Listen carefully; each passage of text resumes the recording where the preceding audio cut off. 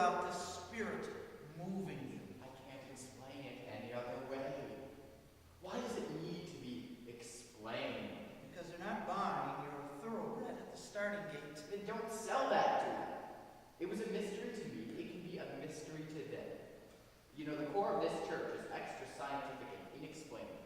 Mark, my congregation are not some primitive tribe that's going to sit by in awe and watch as their priest becomes possessed by some preternatural force.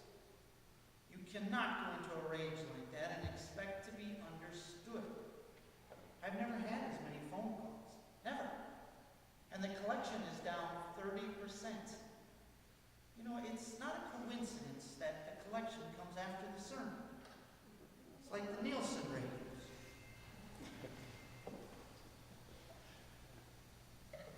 Look, Father, if I'm making things difficult for you here, I can talk to Monsignor Berg and ask her to let you up. I can go back to the seminary. Now, let's just move on to lesson 2. Consolations. Yes.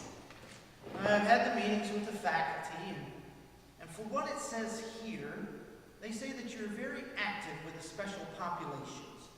You know, the retarded, the elderly, prisoners, people like that. But it also says that you have difficulty communicating empathy to the average person going through a common life crisis. Is that true? Do you have empathy? Of course I have empathy. I can just never think of anything to say. Everything I think of saying sounds stupid. But that's just it. It should sound stupid.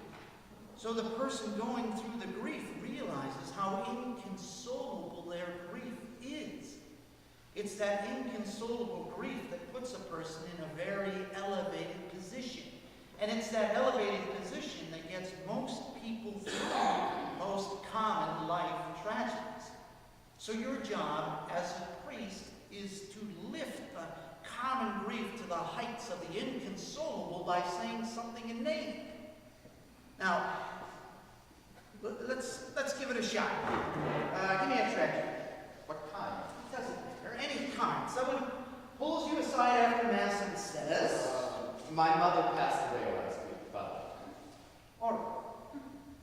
Assuming that you knew the woman and she was elderly, you could say, well, she had a good life. Or if she was ill, you would say, it was a merciful release. Even I can think of something better than that. But that's just it. Keep it simple and stupid. This is one of the few areas where stupid is smart. Now, give me another one. Come on, just anyone. Just pick one from the vast common experience of life. Oh, I've got it. My baby died in this crib last night, Father. What? That's awful. Is that what you said? What made you think of that? Well, you said to pick a tragedy. Man, you really get into it. You told me.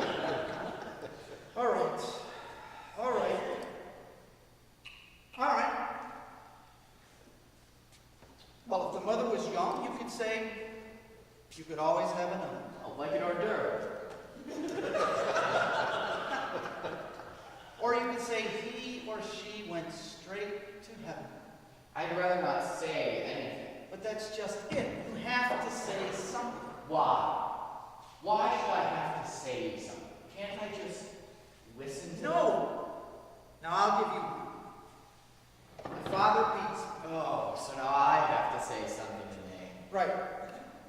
Okay, let me think. Your father beats you. Right? Well, you don't have any scars. I mean, you'd never know. I go to school with black eyes. Catholic school? What difference would that make? Well, they all fight in Catholic school, so everybody has black eyes. I bet you fit right in. I don't know whether my father is dead or alive. Well, that's fine. Who needs a sadist like that for a father, anyway? I hate my new father. Why? Well, Well, the church says that my mother can't be married until she's certain her first husband is dead. That's no reason to hate him. I cry myself to sleep at night because I'm sure she's going to hell. Do you believe there could be such a thing as hell? After a while, I just quit talking to her.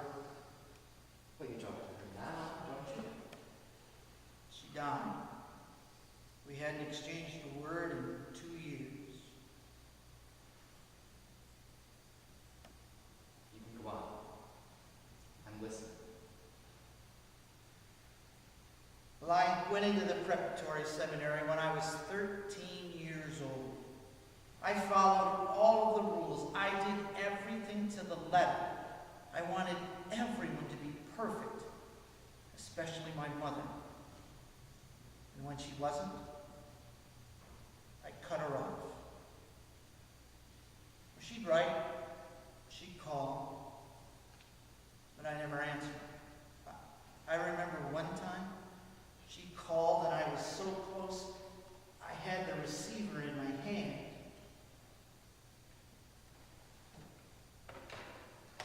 But I hung up. 3 weeks later, she died. And you asked me if I think there's such a thing as hell. I think there are little bits of it here on earth.